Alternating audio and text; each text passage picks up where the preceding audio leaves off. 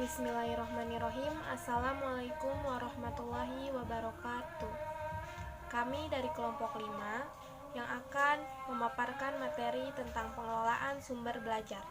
Di sini saya Rima Yuliana sebagai moderator, kemudian ada Lina Puspitasari, ada Fatina Bila Ainai Al-Fatihah, dan ada Ajeng Yuningsi. Baiklah teman-teman, sebelum kita memulai materi pada hari ini, mari bersama-sama mengucap basmalah. Bismillahirrahmanirrahim. Baiklah teman-teman, materi yang pertama yang akan dijelaskan oleh saya sendiri, yaitu pengertian sumber belajar. Pengertian sumber belajar adalah segala sesuatu yang terdapat di lingkungan sekitar anak, yang dapat dipergunakan atau dimanfaatkan untuk membantu pemahaman anak dalam proses belajar.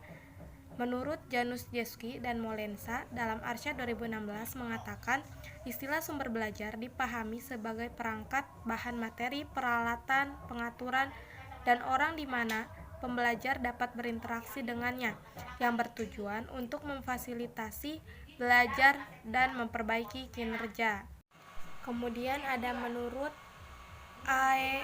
AECT, sumber belajar adalah semua sumber, baik berupa data, orang, atau benda, yang dipergunakan untuk memberi fasilitas atau kemudahan belajar bagi siswa. Selanjutnya, ada menurut Sudono mengartikan sumber belajar adalah bahan termasuk juga alat permainan untuk memberikan informasi maupun berbagai keterampilan kepada murid maupun guru, antara lain buku, referensi, buku cerita, gambar-gambar, narasumber, benda, atau hasil-hasil budaya. Selanjutnya ada fungsi sumber belajar. Yang pertama, meningkatkan produktivitas pembelajaran. Yang kedua, pembelajaran sifatnya individual. Yang ketiga, memberikan dasar ilmiah terhadap pembelajaran. Yang keempat, memungkinkan belajar secara seketika. Yang kelima, menyajikan informasi yang lebih luas. Assalamualaikum warahmatullahi wabarakatuh. Saya Ajeng Yuningsi, NIM 1812615. Saya dari kelompok 5 akan menjelaskan manfaat sumber pembelajaran. Manfaat sumber belajar dalam pembelajaran anak usia dini tentu didasari atas hubungannya dengan kebermanfaatan sumber belajar dalam mengoptimalkan belajar anak. Anak akan belajar secara optimal apabila anak tertarik dengan apa yang dipelajarinya. Salah satu cara untuk mengoptimalkan anak adalah dengan memberikan sumber belajar yang menarik minat belajar anak.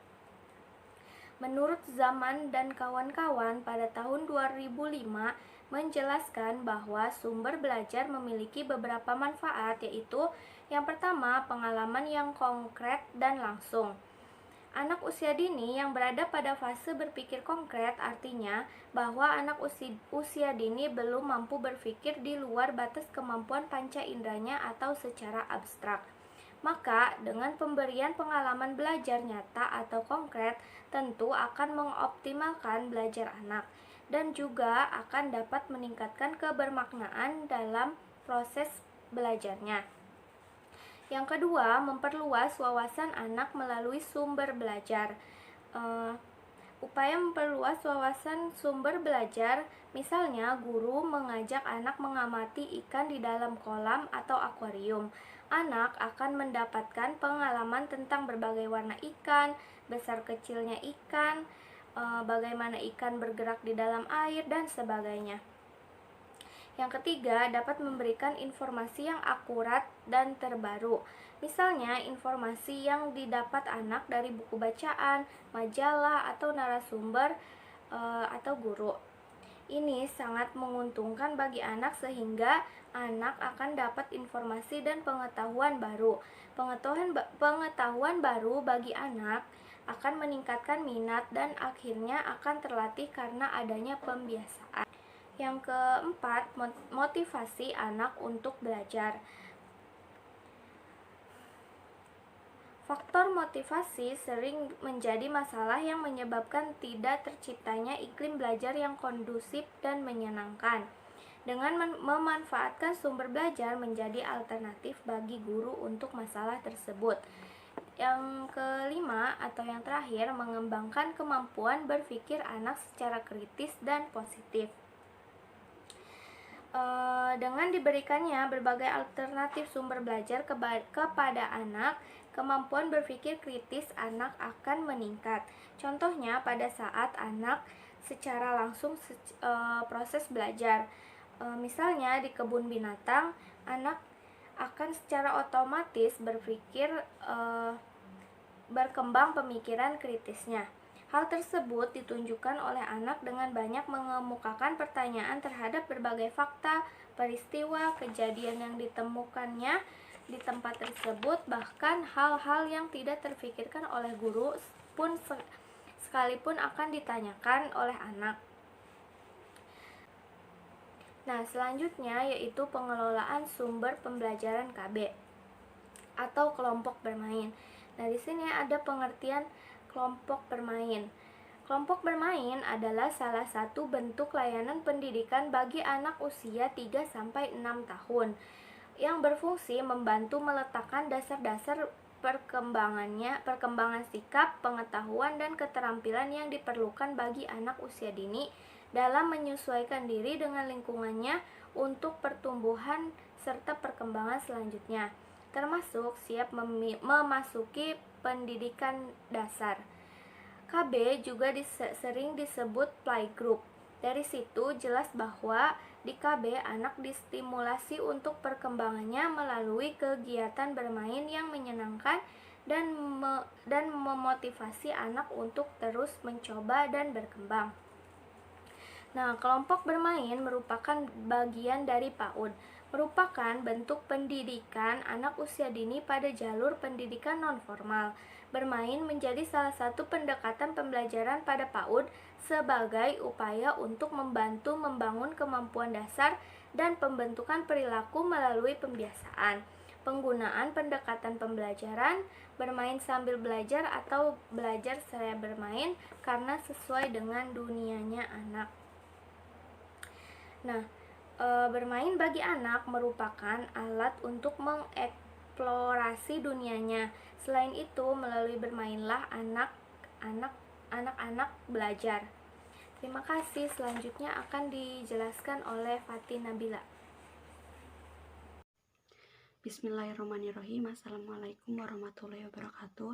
Nama Fatin Nabila Inayal Fatihah, NIM 1812 nomor 79. Baiklah, di sini saya akan menjelaskan fungsi kelompok bermain. Di dalam fungsi kelompok bermain itu terdapat 4 fungsi. Yang pertama ada survival, kelangsungan hidup.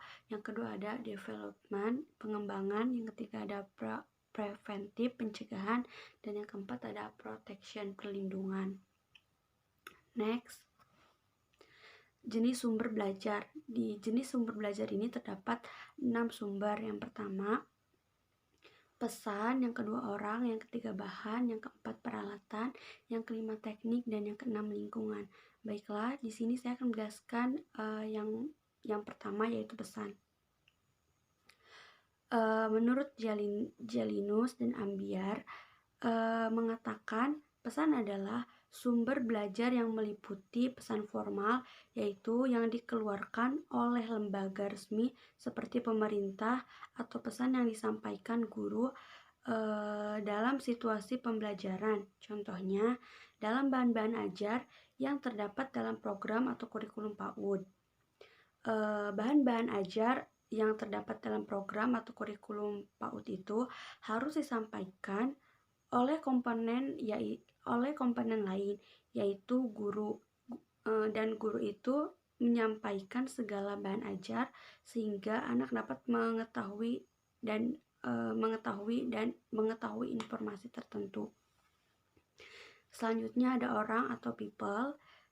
Orang sebagai sumber belajar adalah mendatangkan atau menjadikan seseorang yang memiliki potensi dan keahlian yang berhubungan dengan materi pembelajaran. Contohnya, dokter, polisi, koki, dan lain sebagainya.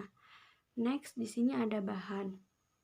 Yang dimaksud dengan bahan itu sebagai sumber belajar adalah sesuatu yang sering disebut media atau software yang mengandung pesan unik untuk disajikan untuk disajikan melalui penggunaan alat atau untuk dirinya sendiri.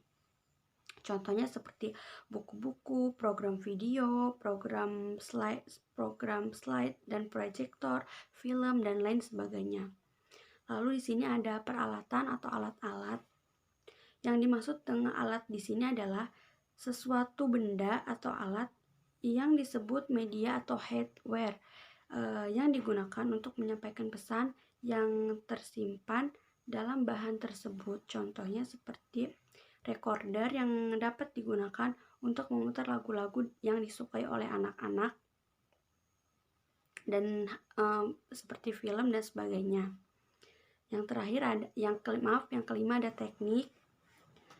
Menurut zaman, teknik dalam sumber belajar adalah prosedur yang disiapkan dalam mempergunakan bahan pembelajaran, peralatan, situasi, dan orang menyampaikan pesan.